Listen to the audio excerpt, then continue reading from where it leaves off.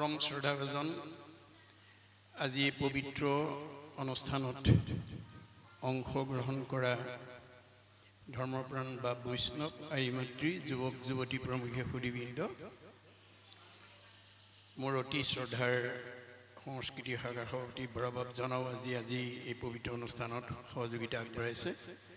তেখেতলৈ মোৰ আন্তৰিক শ্ৰদ্ধা জ্ঞাপন কৰিছোঁ। আজি যিসকলে গোলাঘাট জিলাৰ ব্ৰহ্মপুত্ৰ আঞ্চলিকৰ অন্তৰ্গত 1 নম্বৰ খকন্দগুৰি পৰমানন্দ প্ৰাথমিকৰ আতিথ্যত এই বেদান্তৰ সাৰ ভাগৱত শাস্ত্ৰ পাঠ আৰু ব্যাখ্যা অনুষ্ঠানটো অনুষ্ঠিত কৰি আমাক সুদূৰ লখিমপুৰৰ পৰা আমন্ত্ৰণ কৰি আনি আপোনালোকৰ শ্ৰীচৰণ দৰ্শন কৰাৰ লগতে আজি ভাগৱতৰ ওপৰত আলোচনা কৰাৰ যি সুযোগ প্ৰদান কৰিছে, তাৰ বাবে উদ্যোক্তাসকলৰ প্ৰমুখ্যে এই প্ৰাথমিক শাখাৰ সকলো বা বৈষ্ণৱলৈকে মোৰ আন্তৰিক শ্ৰদ্ধা আৰু সেৱা নিবেদিছোঁ। আজি আপোনালোক যিসকলে ইয়াত সহযোগিতা আগবঢ়াইছে, এনেকুৱা খেতি পথাৰৰ দিনতো সকলো ত্যাগ কৰি আহি আপোনালোকে প্ৰথমতে নিজকে একোজন ভাগ্যৱান পুৰুষ বুলি গণ্য কৰিব লাগিব। এইকাৰণেই যে আজি আপোনালোকে লগত নিয়া ধন ঘটিবলৈ আহিছে। আজি ইয়ালৈ নাহি কোনোবা ব্যৱসায়ীয়ে বহুত ধন ব্যৱসায়ত লাভ কৰিব পাৰিব, নতুন গাড়ী কিনিব পাৰিব, নতুন ঘৰ বনাব পাৰিব, সম্পত্তি ল'ব পাৰিব, কিন্তু সেইবোৰ লগত নিব নোৱাৰে। গতিকে মহাপুৰুষ গুৰুজনাই লগত নিব নোৱাৰা ধনৰকে ঘটি নাথাকি আমি যাতে লগত নিয়া ধন ঘটিব পাৰোঁ, তাৰ কাৰণেও আহ্বান জনাই থৈ গৈছে। পৰকালো ধন মাধৱৰ নাম, তাক লোৱা গলে বান্ধি ঐত্য এটিক্ষণে এৰা আলজাল পাছে মৰি বাঁহ কান্দি। আমি পৰকালত ধন ঘটাৰ যিটো সুযোগ আজি গোলাঘাট জিলাৰ প্ৰচাৰ শাখাই প্ৰদান কৰিছে, তাৰ বাবে মই প্ৰচাৰ শাখালৈ জয় জয়তে আন্তৰিক শ্ৰদ্ধা নিবেদন কৰিছোঁ। এইকাৰণেই যে গোলাঘাট জিলা শাখাৰ প্ৰচাৰ শাখাৰ দৰেই অসমৰ প্ৰত্যেক জিলাৰ যদি প্ৰচাৰ শাখাই এনেধৰণৰ যুগ সাপেক্ষ আঁচনি গ্ৰহণ কৰে, তেতিয়াহ'লে আমাৰ জিলাৰ অন্তৰ্গত সকলো আঞ্চলিক তথা প্ৰাথমিকসমূহত যিবিলাক জীৱই আহি অৱস্থান কৰি আহিছে, সকলোৱে পৰীক্ষিতৰ দৰে মুক্তি পাব। গতিকে এইটো গোলাঘাট জিলাৰ প্ৰচাৰ শাখাৰ ওপৰত ভগৱন্তৰ কৃপা।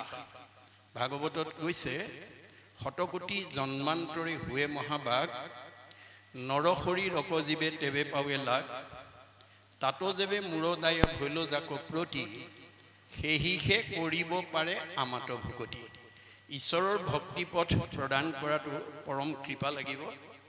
আজি গোলাঘাট জিলা শাখাৰ ওপৰত ঈশ্বৰৰ কৃপা পৰিছে বুলি আমি ভাবিব লাগিব। বহুত জিলা শাখাৰ প্ৰচাৰ শাখা আছে, কিন্তু এনেকুৱা যুগ সাপেক্ষ আঁচনি গ্ৰহণ কৰা পৰিলক্ষিত নহয়। কিয়নো ধন টকা পইচা বিদ্যা থাকিলেও এনেকুৱা পবিত্ৰ কাম কৰিব নোৱাৰিবও পাৰে, যেতিয়ালৈকে ঈশ্বৰৰ কৃপা নপৰে আৰু আমাৰ ভবা নহয়। আমাৰ ভগৱন্ত সকলোৰ হৃদয়তে আছে। সমস্ত ভূতৰে মই আছোঁ হৃদয়ত। কি কাৰণে আছোঁ? যা দৃশ্যি ভাৱনা জৈছ সিদ্ধি ভৱতি তাদৃশী। যোনে যেনেকৈ ভাবে, তেওঁৰ মনৰ ভাৱনা তেনেকৈ পূৰণ কৰিবৰ কাৰণে মই হৃদয়তে আছোঁ। নৱদম্পতীসকলে ল'ৰা বিচাৰিলে ল'ৰা দিব, ছোৱালী বিচাৰিলে ছোৱালী দিব। ভগৱানৰ পৰা যি বিচাৰে তাকেই পাব। ভগৱান আমাৰ হৃদয়ত কল্পতৰু বৃক্ষৰূপে আছে। বেদৰ মতে প্ৰধানকৈ কল্পতৰু বৃক্ষ 3 জোপা। স্বৰ্গৰ কল্পতৰু পাৰিজাত, মৰ্ত্যৰ কল্পতৰু ভকত আৰু বৈকুণ্ঠৰ কল্পতৰু ভাগৱত বা ভগৱান। ভগৱান কল্পতৰু বৃক্ষৰূপে আমাৰ হৃদয়তে আছে। কল্পতৰু বৃক্ষৰ বৈশিষ্ট্য কি? যি বিচাৰে তাকে দিব পৰা শক্তি যিজোপা গছৰ আছে, সেইজোপাই হৈছে কল্পতৰু বৃক্ষ। কিন্তু আমাৰ শাস্ত্ৰত কৈছে, কল্পতৰু বৃক্ষ যদি সবাতো সমান, মাগন্তা জনক মাত্ৰ দেই ফলদান। কল্পতৰু বৃক্ষই সকলো দিব পৰা যদিও অধিকাৰ বা সামৰ্থ্য আছে, নিবিচৰাজনক নিদিয়ে। মই প্ৰত্যেক জিলা শাখাৰ প্ৰচাৰ শাখাই যাতে আমাৰ উঠি অহা প্ৰজন্ম সমাজ পৰিৱেশ আধ্যাত্মিক আৰু নৈতিক দিশেৰে আগুৱাই নি ইয়াতে যাতে বৈকুণ্ঠৰ সুখ স্বৰ্গৰ ভোগ প্ৰস্তুত কৰিব পাৰে তাৰ কাৰণে প্ৰত্যেক জিলা শাখাৰ প্ৰচাৰ শাখালৈ মই গোলাঘাট জিলা শাখাৰ দৰে কৰ্ম আঁচনি ল'বৰ কাৰণে এই আপাহতে আহ্বান জনাই মই মূল বিষয়বস্তুলৈ যাব খুজিছোঁ এতিয়া মহাপুৰুষ শংকৰদেৱে ব্যাসকৃত দেৱভাষা সংস্কৃতৰ পৰা মাতৃভাষা অসমীয়ালৈ প্ৰাঞ্জল ভাষাৰে সকলোৱে বুজি পোৱাকৈ দ্বিতীয় স্কন্ধ ভাগৱত তৰ্জমা কৰি প্ৰাৰম্ভণিতে মংগলাচৰণ এই শব্দটোৰে তলৰ পদ কেইফাঁকিৰ যোগেদি আমাক কি ক'ব বিচাৰিছে ইয়াৰ পৰা আমি জানিবলগীয়া বুজিবলগীয়া শিকিবলগীয়া আৰু আমাৰ উঠি অহা প্ৰজন্মক জনাবলগীয়া বুজাবলগীয়া শিকাবলগীয়া কি দিশ অন্তৰ্নিহিত হৈ আছে মই তাৰ ওপৰত আলোচনা কৰিম কাৰণ ভাগৱত শাস্ত্ৰই কেৱল জীৱনশৈলীৰ কথা কৈ আছে মনত ৰাখিব যে আমি জীৱশ্ৰেষ্ঠ মানুহ হিচাপে কেনে নীতি আদৰ্শৰে আমি আগবাঢ়ি গ'লে জীয়াই থাকোঁতে শান্তি আৰু মৰিলে সদ্গতি পাব পাৰোঁ তাৰ কেৱল পদ্ধতিৰ কথা কৈ আছে গতিকে এই পদ্ধতিখিনি কওঁতে মহাপুৰুষ গুৰুজনাই কাহিনী উপকাহিনী আখ্যান উপাখ্যানৰ মাজেদি কৈছে এতিয়া মংগলাচৰণ শব্দটোৰ দ্বাৰা এই তলৰ পদেদি আমাক কি ক'ব বিচাৰিছে মই তাৰ ওপৰত আলোচনা কৰিম আলোচনা প্ৰসংগত যদি আপোনালোকৰ কাৰোবাৰ কিবা সংশয় থাকে পাঠ ভিত্তিত প্ৰশ্ন কৰিব আজি আপোনালোকে যিটো পাঠ বা যিটো অধ্যায় আলোচনা কৰিবলৈ আমাক আগবঢ়াইছে সেই অধ্যায়টোৰ ওপৰত আপোনালোকে যিকোনো প্ৰশ্ন কৰি মনৰ সংশয় দূৰ কৰিব প্ৰশ্নখিনি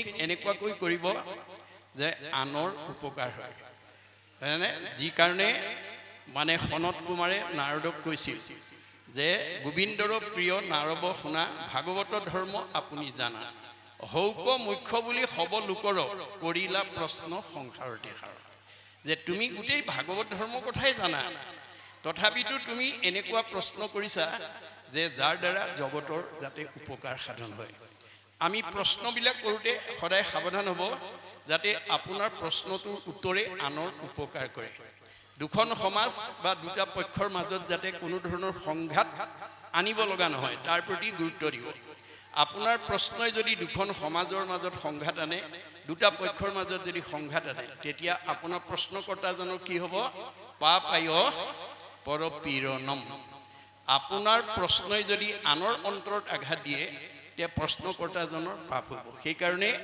প্ৰশ্ন কৰোঁতেও সাৱধান হ'ব যাতে আপোনাৰ প্ৰশ্নৰে আনৰ উপকাৰ সাধন কৰে তাৰ কাৰণে আহ্বান জনাই মই মূল বিষয়বস্তুলৈ যাব ওলাইছোঁ মহাপুৰুষ শংকৰদেৱে এই মংগলাচৰণৰ জৰিয়তে আমাক কি শিক্ষা দিব বিচাৰিছে যে আমি পাৰিবাৰিক জীৱন দাম্পত্য জীৱন যুগ্ম জীৱন সাংসাৰিক জীৱন ব্যক্তিগত জীৱন সামাজিক জীৱনত আমি প্ৰত্যেক দিনে পুৱা শুই উঠাৰ পৰা গধূলা হোৱালৈকে জন্মৰ পৰা মৃত্যুলৈকে আমি ক'ৰবালৈ যাত্ৰা কৰি যাওঁ বা কিবা নহয় কিবা এটা কাম আমি কৰোঁ যাত্ৰাৰ অন্তৰালত আমাৰ কি থাকে এটা লক্ষ্য বা উদ্দেশ্য থাকে কৰ্মৰ অন্তৰালত কি থাকে এটা কামনা বা বাসনা থাকে কামনা বাসনা নোহোৱা কোনো কৰ্ম যেনেকৈ কোনেও নকৰে লক্ষ্য আৰু উদ্দেশ্য নথকা কোন ঠাইলৈ যেনেকৈ কোনেও যাত্ৰা নকৰে গতিকে এই লক্ষ্য আৰু উদ্দেশ্য আৰু কৰ্মবিলাকৰ আমাৰ যি কামনা আৰু বাসনা কোনে পূৰণ কৰিব এতিয়া এই আমাৰ যাত্ৰাৰ লক্ষ্য আৰু উদ্দেশ্য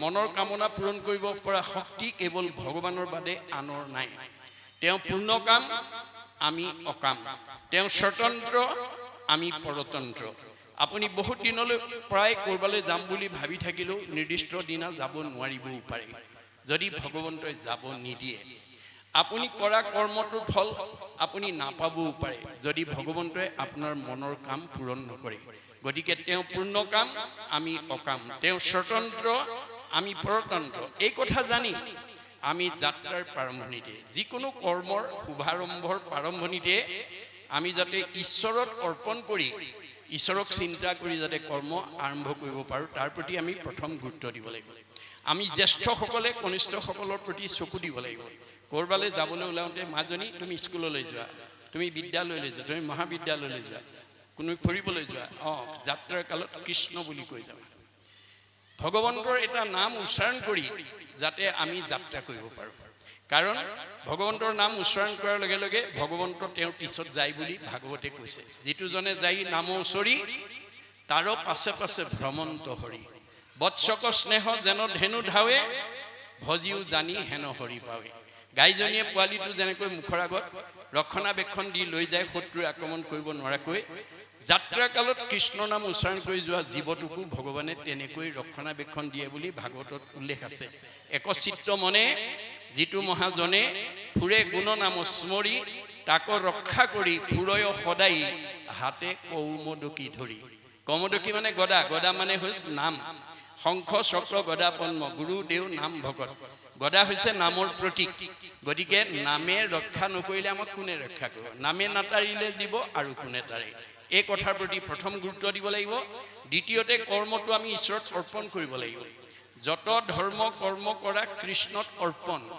তেবে অপ্ৰয়াসে সিজিবে প্ৰয়োজন আমাৰ মনৰ কামনা ভগৱন্তৰ বাদে আনে পূৰণ কৰিব নোৱাৰে সেইকাৰণে কৰ্মটো আপুনি ঈশ্বৰত অৰ্পণ কৰিব লাগিব মই কৰিছোঁ বুলি ভাবি কৰিব নালাগিব সমস্ত কৰ্মক মই কৰোঁ বুলি মানে অহংকাৰ বুলি তাকো জানিবা আপুনি মই কৰিছোঁ বুলি ভাবি যদি কৰ্মটো কৰে তাত অহংকাৰ সোমাই থাকে অহংকাৰ সোমাই থাকিলে ভগৱন্তই তেওঁক ভাল নাপায় ভকতৰ সৰ্ব দুখ সহিবাক পাৰোঁ দম্ভ দৰ্প অহংকাৰ সহিতে নপাৰোঁ গতিকে আমি কোনো কাম যাতে অহংকাৰ পূৰ্বকভাৱে আমি যাতে কৰিব লগা নহয় কেনেকৈ কৰিব লাগিব যতেক সুকীৰ্তি কৃষ্ণত অৰ্পিব লয়া উপদেশ মাধৱক ভজিব ধুনীয়া পকা ঘৰ বনাইছে ঈশ্বৰৰ কৃপা দামী গাড়ী কিনিছে ঈশ্বৰৰ কৃপা সুন্দৰী ভাৰ্যা সুন্দৰ স্বামী সুন্দৰ পুত্ৰ ঈশ্বৰৰ অৱদান এই বুলি ভাবিব লাগিব এতিয়া আমাৰ ভাগৱতৰ দৰ্শন নজনাৰ কাৰণে আমাৰ বহুতে পকা ইমান ধুনীয়া ঘৰ মই বনাইছে ইমান দামী গাড়ী মই কিনিছোঁ পুত্ৰ মোৰ ভাৰ্যা মোৰ স্বামী মোৰ কিন্তু যদি এটা মাৰি লৈ যায় আমি কি কৰোঁ ভগৱানে মাৰি নিলে বুলি কওঁ আমাৰ গাড়ীখন যদি এক্সিডেণ্ট হয় ভগৱানে কৰিলে বুলি কওঁ সেইখিনিতে আমি বেন হৈ আছোঁ দেই আমি বেকা হৈ আছোঁ আমি পূজা হৈ আছোঁ আমি ৰিজু হ'ব লাগিব আমি বেন হৈ আছোঁ পৃথু হ'ব লাগিব কেনেকৈ আজিৰ দৰে অনুষ্ঠানলৈকে আহিব লাগিব আহি আমাৰ সেই পূজাটো আমি ৰিজু কৰিব লাগিব কংসৰ কপালত চন্দনৰ ফুট পিন্ধোৱা কুজিজনী কেইটা কুজ আছিলে তিনিটা মনত ৰাখিবা দেই নামটো আছিল হৰিন্ধি তেওঁক সেইদিনালৈকেহে পূজা বুলি কৈ থকা হৈছিল যিদিনালৈকে কংসৰ কপালত চন্দনৰ ফুট পিন্ধাইছিল যিদিনাখন কংসৰ কপালৰ বিপৰীতে কৃষ্ণৰ কপালত চন্দনৰ ফুট পিন্ধালে লগে লগে থুতৰিত চোৱাৰ লগে লগে ৰিজু হৈ গ'ল ৰিজু মানে পোন হৈ গ'ল দেই গতিকে আমিও যদি গুণত আছোঁ আমিও পূজাই হৈ আছোঁ আমি কংসৰ কপালত চন্দনৰ ফুট পিন্ধোৱা কুজিজনীৰ কথা ভাবি থাকিলে নহ'ব ভাগৱত শুনি নিজকে সুধিব লাগিব ময়ো পূজা হৈয়ে আছোঁ নেকি বাৰু অৰ্থাৎ মই তিনিটা গুণত আছোঁ নেকি যদি মই গুণত আছোঁ ময়ো পূজাই হৈ আছোঁ মই যদি লগত নিব নোৱাৰা ধন সম্পত্তি ঐশ্বৰ্য পদমৰ্যাদা এইবিলাকত যদি মই প্ৰাধান্য দি আছোঁ যিবোৰ বস্তু মই লগত নিব নোৱাৰোঁ লগত নিব নোৱাৰা বস্তুৰ প্ৰতি যদি মই মানে অভিমান কৰি আছোঁ তেতিয়া হয় ময়ো গুণত কংসই হৈ আছোঁ মনত ৰাখিব কৈ থাকোঁ আমাৰ ভাগৱতে কৈছে নেৰিবেক ধনে ধানে মানে আশকতি নাপাইবে উদ্ধাৰ সখী যাইবে অধুগতি লগত নিব নোৱাৰা ধন সম্পত্তি পদমৰ্যাদাক লৈ যাতে আমি কোনো কাৰণতেই অভিমান কৰিব লগা নহয় কৰিব পাৰিব কিন্তু আপোনাৰ জীৱ অধুগতি যাব গতিকে এই তথ্য আমাক দিছে মহাপুৰুষ গুৰুজনাই সেইকাৰণে দ্বিতীয় স্কন্ধ ভাগৱত অসমীয়ালৈ তৰ্জমা কৰাৰ প্ৰাৰম্ভণিতে তেওঁ মংগলাচৰণ নামাকৰণৰ সৈতে ভগৱন্তত তেওঁ কি কৰিছে আত্মসম্বৰণ কৰিছে জয় জয় কৃষ্ণ যাৰ স্মৰণ মংগল জাগ যুগাদিৰো হৰিনাম মহাফল যে আগৰ যুগত যুগ অনুসৰি ধৰ্মৰ নীতি বেলেগ বেলেগ ভগৱন্তই যুগে যুগে অৱতাৰ ধাৰণ কৰি যুগ ধৰ্ম নিৰ্ণয় কৰি থৈ গৈছে সত্য যুগত হৰি অৱতাৰ হৈ সমস্ত জগতৰ লোকক ক'লে তোমালোক সকলোৱে ঈশ্বৰক ধ্যান কৰিবা ধ্যানৰ অন্তত ভগৱানৰ 10টা নাম ল'লে ধ্যান পূৰ্ণাংগ কৰি মুক্তি লাভ কৰিব পাৰিবা সেইকাৰণে সত্য যুগৰ সকলো লোকে ধ্যান কৰিছিল আৰু ধ্যানৰ অন্তত ভগৱানৰ 10টা নাম লৈ মুক্তি লাভ কৰিছিল এই কথাটো আমি জানিবৰ কাৰণে মহাপুৰুষ মাধৱদেৱে নাম মালিকাত উল্লেখ কৰিছে সত্য যুগে যোগী হবে কৰিয়া সমাধি যেনমতে পাৱে ফল কৃষ্ণক আৰাধি তাহাতো কৃষ্ণৰ দশ নাম যদি লয় সমাধিৰ ফল যোগী তেবেহে পাৱে গতিকে সত্য যুগত দুটা নিয়মত ধৰ্ম আচৰণ কৰিছিল ধ্যান আগ নাম পাছ দুটা নিয়ম নাম সনাতন ৰূপে ৰাখিছে দেই গতিকে সত্য যুগৰ মূল ধৰ্ম হৈছে ধ্যান ত্ৰেতা যুগত ৰাম অৱতাৰ হৈ গৈছিল হে জীৱশ্ৰেষ্ঠ মানুহ তোমালোকে ঈশ্বৰক পূজা কৰি যজ্ঞ কৰিবা বহুত নিয়ম নীতিৰ মাজেদি যজ্ঞ কৰিবা যজ্ঞৰ অন্তত ভগৱানৰ 8টা নাম ললে যজ্ঞ পূৰ্ণাংগ কৰি তোমালোকে মুক্তি লাভ কৰিব পাৰিবা সেইকাৰণে ত্ৰেতা যুগৰ সকলো মানুহে যজ্ঞ কৰিছিল আৰু সেই যজ্ঞৰ অন্তত ভগৱানৰ 8টা নাম লৈ মুক্তি লাভ কৰিছিল সেইকাৰণে মহাপুৰুষ মাধৱদেৱে নাম মালিকাত কৈছে নিয়মে সংযমে চিত্ত সাৱধান কৰি ত্ৰেতা যুগে নানাভাৱে যজ্ঞে যদি হৰি মাধৱৰ অষ্টগোটা নামক উচ্চৰে তেবেখে যজ্ঞৰ ফল পাৱে জানা নৰে দুটা নিয়ম দে যজ্ঞ আগ নাম পাছ আৰু সত্য যুগত ধ্যান আগ নাম পাছ দাপৰ যুগত কৃষ্ণ অৱতাৰ হৈ জগতৰ লোকক ক'লে হে জগতৰ জীৱশ্ৰেষ্ঠ লোক তোমালোকে বহুত তন্ত্ৰ মন্ত্ৰৰে ঈশ্বৰক পূজা কৰিবা আৰু পূজাৰ অন্তত ভগৱানৰ 12টা নাম ললে পূজা পূৰ্ণাংগ কৰি মুক্তি লাভ কৰিব পাৰিবা গতিকে সেই কাৰণে দাপৰ যুগৰ সকলো মানুহে পূজা কৰিছিল আৰু মাধৱদেৱে আমি জানিবৰ কাৰণে নাম মালিকাত সেই কথা উল্লেখ কৰি থৈ গৈছে নানা তন্ত্ৰে মন্ত্ৰে পূজা কৰে দাপৰত হৰিৰ দ্বাদশ নাম জপয় সতত নাম কীৰ্তনে সে সাংগ কৰে পূজাক তেবে সে পূজাৰ ফল পাৱে জানা তাক গতিকে দাপৰ যুগৰ সকলো মানুহে পূজা কৰিছিল কিন্তু পূজাৰ অন্তত ভগৱানৰ 12টা নাম ললেহে পূজাটো পূৰ্ণাংগ কৰি মুক্তি লাভ কৰিব পাৰিছিল এই তিনিটা যুগত দুটা নিয়মে ধৰ্ম আচৰণ কৰিছিল সত্য যুগত ধ্যান আগ নাম পাছ ত্ৰেতা যুগত যজ্ঞ আগ নাম পাছ আৰু দাপৰ যুগত পূজা আগ নাম পাছ নামক সনাতন ৰূপে লৈছে আৰু কলি যুগত সেই কৃষ্ণই ত্ৰিভুৱন বন্দন দেৱকী নন্দন জুহৰি মাৰল কংস জগজন তাৰণ দেৱ নাৰায়ণ শংকৰ তাকেৰি অংশ কৃষ্ণই শংকৰ ৰূপে আহি জগতবাসী ক'লে হে জীৱশ্ৰেষ্ঠ মানুহ তোমালোকে কলি যুগত কেৱল নাম ললে হ'ব কিয়নো বাকি ধৰ্মবিলাক সব কৃষ্ণৰ লগত গুচি গ'ল আন ধৰ্ম কৃষ্ণৰ লগতে গুচি গৈলা এক স্থান হুয়া হৰি নাম মাত্ৰ ৰৈলা এতেকেহে নামত সমস্ত পুণ্য পায় জানিয়া যতনে ফুৰা হৰি গুণ গায় নামে তপ নামে জপ নামে যুগ ধ্যান নামে দান নামে পুণ্য কোটি তীৰ্থ স্নান নামে ধন জন বন্ধু নামে পিতা মাতা নামে নিজ সুহৃদ নামেকে গতি দাতা ইহ পৰ লোকে নাম বিনে গতি নাই চাৰিও বেদৰ ইহে মুখ্য অভিপ্ৰায় চাৰি বেদে এই সত্যটো নিৰূপণ কৰিছে আৰু সৃষ্টিকৰ্তা ব্ৰহ্মাই চাৰিখন বেদ আনি তিনিবাৰ প্ৰমাণ কৰি জগতবাসীলৈ এই নীতি থৈ গৈছে চাৰিও বেদক ব্ৰহ্মাই আনি বিচাৰিলা 3 প্ৰমাণী এহি মানে মাত্ৰ কৰিলা সাৰ হৰি কীৰ্তনেহে তৰে সংসাৰ কলি যুগৰ মানুহে ঈশ্বৰৰ নাম বিনে তৰিবলৈ উপায় নাই সেইকাৰণে কৈছে যত ফলং সৰ্বতীৰ্থেষু সৰ্বযজ্ঞেষু কীৰ্তিতাম তৎ ফলম কৌটি গুণম পুণ্যম ৰাম নাম এবলৈ ঘটে গতিকে আগৰ কেইটা যুগত তপ জপ যাগ যজ্ঞ কৰি যিটো ফল পাইছিল কলি যুগৰ মানুহে নাম ললে সেইটো ফল পায় ধ্যানে যজ্ঞে পূজাৰ কহিছে যেন ফল হৰিৰ কীৰ্তনে তাকো সাধয় সকল জপত সৰ্ব বেদাংশ সৰ্ব মন্ত্ৰাংশ পাৰ্বতী তস্মা কৌটি গুণম পুণ্যম ৰাম নাম এবলৈ ঘটে তপ জপ যাগ যজ্ঞ হোম ব্ৰত কৰাতকৈ এবাৰ ভগৱন্তৰ নাম লোৱা শতকোটি তপ জপ যাগ যজ্ঞৰ ফল তুমি ঠাউগতে পাবা শ্ৰুতি স্মৃতি পুৰাণেষু ৰাম নাম ইদম স্মৃতম নাট পৰতং পুণ্যং ত্ৰিষু লোকেষু বিদ্যতে তিনি তলৈকত আৰু ৰাম নামৰ বিনা গত্যন্তৰ নাই সেই কথাটোকে এতিয়া মহাপুৰুষ গুৰুজনে কৈছে জাগ যোগাদিৰো হৰি নাম মহা ফল গতিকে হেনয় পৰমানন্দ মাধৱক নিত সুমৰিও নৰ নিৰন্তৰে একচিত সেইজন ভগৱন্তৰ নাম আমি প্ৰত্যেক দিনে যাতে মুখত ল'ব পাৰো গাব পাৰো স্মৰণ কৰিব পাৰো তাৰ প্ৰতি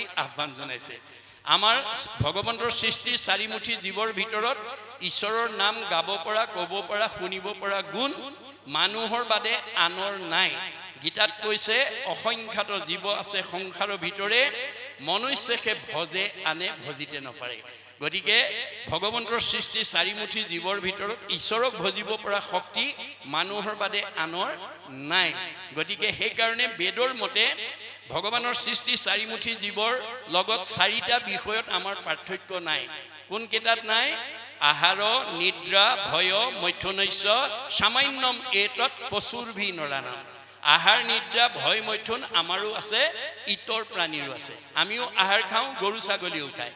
আমিও জিৰণি লওঁ, তেওঁলোকেও লয়। আমিও সন্তান জন্ম দিওঁ, তেওঁলোকেও দিয়ে। আমিও মৰিবলৈ ভয় কৰোঁ, তেওঁলোকেও ভয় কৰে। গতিকে এই চাৰিটা বিষয়ত ইতৰ প্ৰাণীৰ লগত আমাৰ পাৰ্থক্য নাই। আমাৰ পাৰ্থক্যটো ক'ত আছে? ধৰ্মহি তেইছাম অধিক বিশেষ ধৰ্মেন হীনা পশুৰ ভীষমানা। আমাৰ ইতৰ প্ৰাণীতকৈ আজিৰ দৰে ঈশ্বৰৰ কথা শুনি আমি আধ্যাত্মিক জ্ঞান আয়ত্ত কৰি আমাৰ মাজত প্ৰেম ঐক্য সম্প্ৰীতিৰ এনাজৰী গঢ়িব পৰা শক্তি মানুহৰ বাদে আনৰ নাই। গতিকে এনেধৰণৰ কৰ্ম আঁচনি যদি আমাৰ এই অনুষ্ঠান থকালৈকে, শ্ৰীমন্ত শংকৰদেৱ সংঘ থকালৈকে, প্ৰচাৰ শাখা থকালৈকে যদি এই আঁচনি লৈ গৈ থাকে, তেতিয়াহ'লে আমাৰ মাজত কি হ'ব? এই ঈশ্বৰৰ কথা ভাগৱতৰ শ্ৰৱণ কীৰ্তনে আমাৰ ইজনৰ প্ৰতি সিজনৰ প্ৰেম ভাৱটো জগাই তুলিব, ইজনে সিজনক ভাল পোৱা ভাৱটো জগাই তুলিব।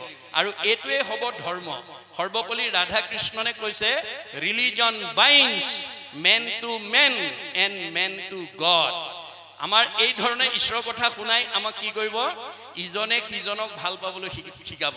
ইজনে সিজনক ভাল পালেহে ভগৱানক ভাল পাব পাৰিম। গতিকে ভগৱানে কৈছে, মোক ভাল পোৱাৰ আগতে প্ৰথমতে নিজৰ পৰিয়ালটো ভাল পাবলৈ শিকিবা, সীমা ঘৰীয়াক ভাল পাবলৈ শিকিবা, মানে আলহী অতিথি ভকত বৈষ্ণৱ বন্ধু বান্ধৱক ভাল পাবলৈ শিকিবা, আৰু দেখাজনক ভাল পাবলৈ শিকিবা। দেখাজনকেই যি ভাল নাপায়, নেদেখাজনক ভাল পোৱাৰ তাৰ অধিকাৰ নাই।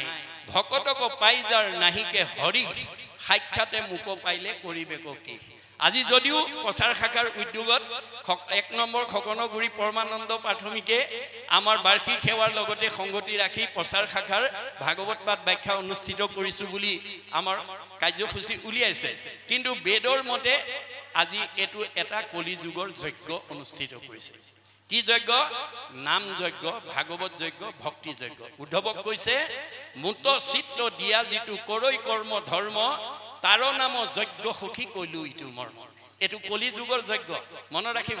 এই যজ্ঞস্থলীলৈকে আমন্ত্ৰিত ভগৱন্ত স্বৰূপ ভকতসকলক নিখুঁতভাৱে সেৱা শুশ্ৰূষা কৰিবৰ কাৰণে প্ৰাথমিকৰ যিসকল যুৱক যুৱতী আই বাপ প্ৰমুখ্যে ওচৰ চুবুৰীয়াৰ লোকে আহি সহায় সহযোগ কৰি দিছে। অৰ্থাৎ আজিৰ এই যজ্ঞটো পূৰ্ণাংগ সুন্দৰভাৱে নিখুঁতভাৱে পৰিচালনা কৰিবৰ কাৰণে যিসকলে অকণমান সহায় আগবঢ়াইছে, তেওঁলোকৰ কি হ'ব? পৰোপকাৰায় পুণ্যম, প্ৰত্যেকৰে পুণ্য হ'ব। এনেকুৱা যজ্ঞ অনুষ্ঠানলৈ আমন্ত্ৰণ কৰিলে নিৰ্দিষ্ট সময়তকৈ অকণমান আগবাঢ়ি গৈ দিহা পৰামৰ্শ দি অকণমান কোনোবা বিষয়ত সহায় কৰি দিব পাৰোঁ নেকি, এই ভাৱনাৰে যদি আহে, তেতিয়াহ'লে আমাৰ এই শৰীৰটো ধৰাৰ সাৰ্থকতা হ'ব। ভগৱানে আমাক এই শৰীৰটো কিয় দিছে? পৰোপকাৰায় ইদম শৰীৰম, পৰৰ উপকাৰ কামত ব্যৱহাৰ কৰিবলৈ দিছে।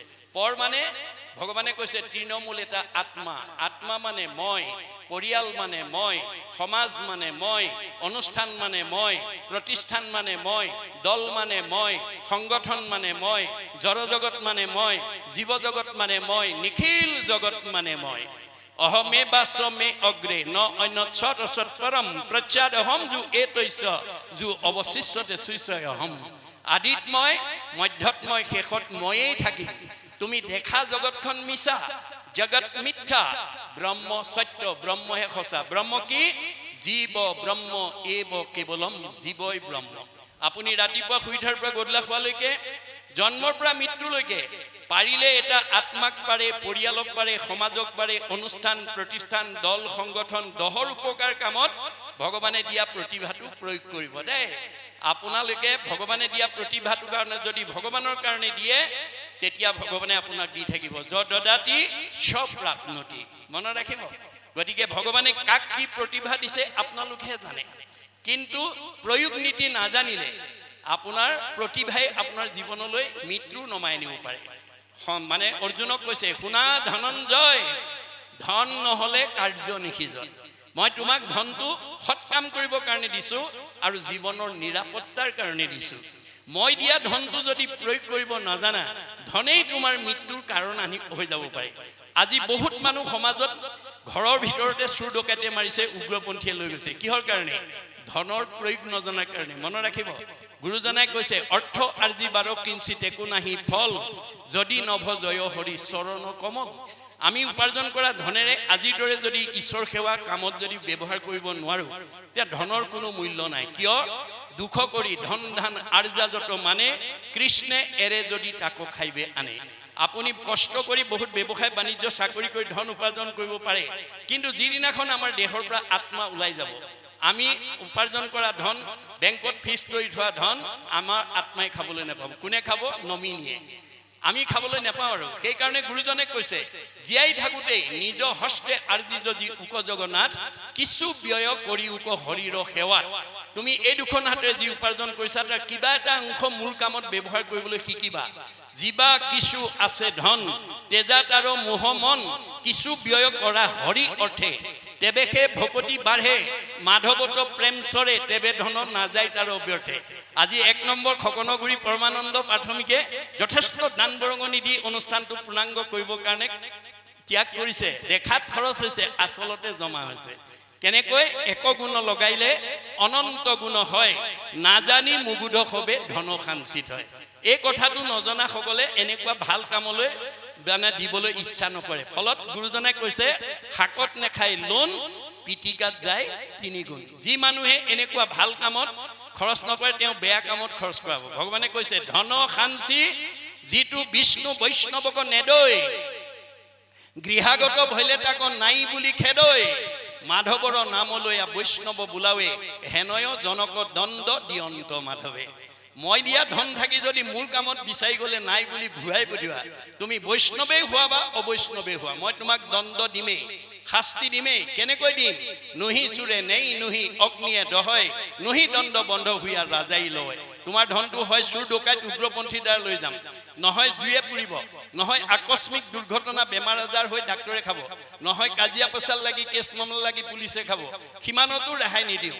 হাঁ ধন বুলি পাছে কান্দে ৰাও বান্ধি ঘৰে ঘৰে ভিক্ষা মাগে কৃষ্ণ কৃষ্ণ বুলি। মই দিয়া ধন থাকি যদি মোৰ কামত ব্যৱহাৰ কৰিব নিশিকা তেতিয়াহ'লে পিছৰ জন্মত তুমি ভিক্ষাৰী হৈ মোৰ নাম লৈ ভিক্ষা কৰি খুজি ফুৰিব লাগিব, আৰু তেতিয়াহে তুমি এই অপৰাধৰ পৰা মুক্ত হ'ব পাৰিবা। এতিয়া আপোনালোকে বাস্তৱত যদি গাড়ীয়ে মটৰে ট্ৰেইনত যায়, যি জনগোষ্ঠীৰে ভিক্ষাৰী নহওক কিংবা ভগৱানৰ নাম লৈ ভিক্ষা খুজে, এয়া ভাগৱতৰ দৰ্শন। এই কথাবোৰ আমি জানিব লাগিব আৰু উঠি অহা প্ৰজন্মক আমি জনাব লাগিব, যাতে আমি সৎ কামত ব্যৱহাৰ কৰি ভগৱন্তৰ পৰা যাতে আমি মানে এগুণ লগাই যাতে অনন্ত গুণ পাব পাৰোঁ। তাৰ উদাহৰণ দ্ৰৌপদী ক্ষেত্ৰত দেখুৱাই থৈ গৈছে। আপোনালোকে জানে ভগৱন্ত কৃষ্ণৰ 16,108 গৰাকী ভাৰ্যা, তাৰ ভিতৰত 8 গৰাকী আটাইতকৈ ধুনীয়া, তাক অষ্টমহিষী বুলি কয়। বাকী সকলোতকৈ কৃষ্ণই অষ্টমহিষীক বেছি ভাল পায়, কিন্তু তেওঁলোকতকৈ আকৌ দ্ৰৌপদীক বেছি ভাল পায়। এই কথাটো জানি 8 গৰাকীৰ মনত ক্ষোভ, আমি ইমান ধুনীয়া ধুনীয়া 8 গৰাকী থাকোঁতে এওঁ আকৌ দ্ৰৌপদীকো ভাল পায়। কিন্তু ভগৱন্ত চবৰে হৃদয়তে আছে, কোনে কি ভাবে চব জানে। গতিকে তেওঁ ভাবিলে মই কিয় দ্ৰৌপদীক ভাল পাওঁ, এইটো যদি বাস্তৱ উদাহৰণৰ দ্বাৰা এওঁলোকক দেখুৱাই থৈ নাযাওঁ, অনাগত দিনত এওঁলোকে এই বিষয়টো লৈ মোৰ ওপৰত ক্ষোভ কৰিব, জেদ কৰিব আৰু মানে অসন্তোষ কৰি থাকিব। সেইকাৰণে 8 গৰাকীক মানে নিকা কৰাৰ উদ্দেশ্যে তেওঁ তৎক্ষণিকভাৱে কৰ্ম আঁচনি যুগুত কৰি অস্ত্ৰ পৰিচালনা কৰি আছে আৰু দ্ৰৌপদীক আমন্ত্ৰণ কৰিছে। অস্ত্ৰ পৰিচালনা কৰি থাকোঁতে হঠাৎ অস্ত্ৰ লাগি আঙুলি কাটি তেজ ওলালে।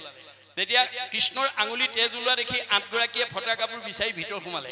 সেই মুহূৰ্ততে দ্ৰৌপদী আহি তেওঁৰ সন্মুখত থিয় হ'ল আৰু কৃষ্ণৰ আঙুলি তেজ ওলোৱা দেখি তেওঁ অকণো অপেক্ষা নকৰি পিন্ধি যোৱা শাৰীখনৰ আঁচল এটা ফালি তৎক্ষণাৎ কৃষ্ণৰ আঙুলি বান্ধি তেজ ৰাখি দিলে।